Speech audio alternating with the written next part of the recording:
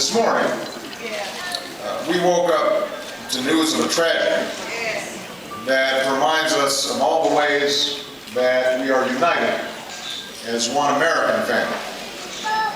By now, many of you know, many of you have heard that a few miles outside of Denver, in a town called Aurora, at least 12 people were killed when a gunman opened fire in a movie theater.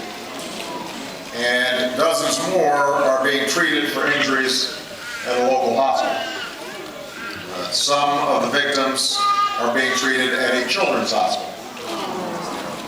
Now, we're still gathering all the facts about what happened in Aurora, but what we do know is that the police have one suspect in custody, and the federal government stands ready to do whatever is necessary to bring whoever's responsible for this heinous crime to justice.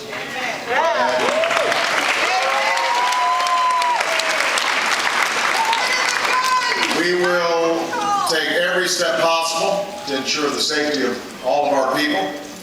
We're going to stand by our neighbors in Colorado during this extraordinarily difficult time. And I had a chance to speak with the mayor of Aurora as well as the governor of Colorado to express, not just on behalf of Michelle and myself, but the entire American family, how heartbroken we are.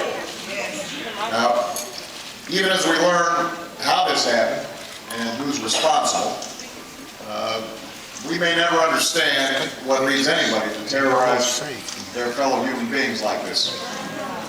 Such violence, such evil is senseless. It's beyond reason. But while we will never know fully what causes somebody to take the life of another, we do know what makes life worth living. The people we lost in Aurora loved, and they were loved. They were mothers and fathers. They were husbands and wives, sisters and brothers, sons and daughters, friends and neighbors. They had hopes for the future, and they had dreams that were not yet fulfilled. And if there's anything to take away from this tragedy, it's the reminder that life is very fragile. Our time here is limited and it is precious. And what matters at the end of the day is not the small things.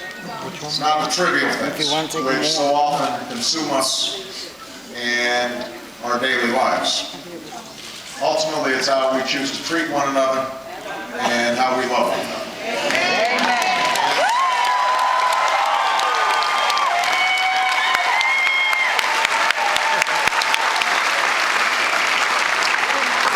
That's what we do on a daily basis, to give our lives meaning and to give our lives purpose.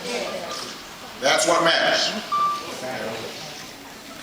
At the end of the day, what we'll remember will be those we loved and what we did for others. It's out. That's why we're here.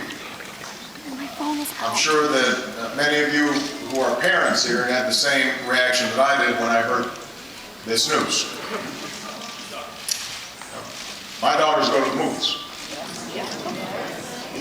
What if Malia and Sasha had been at the theater, as so many of our kids do every day? Michelle and I will be fortunate enough to hug our girls a little tighter tonight, and I'm sure you will do the same with your children. But for those parents who may not be so lucky, we have to embrace them and let them know we will be there for them as a nation. So, again, I'm so grateful that all of you are here. I am so moved by your support. But there are going to be other days for politics. This, I think, is a day for prayer and reflection.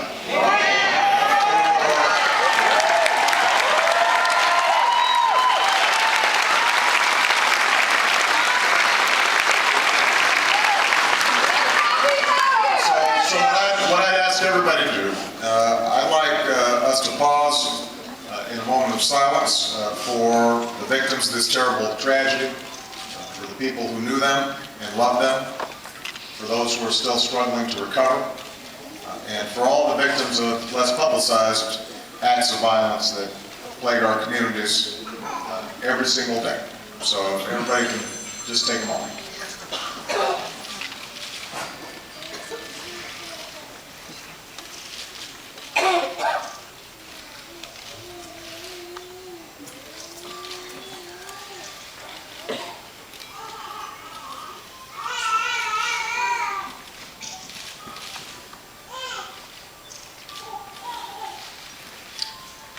Thank you, everybody.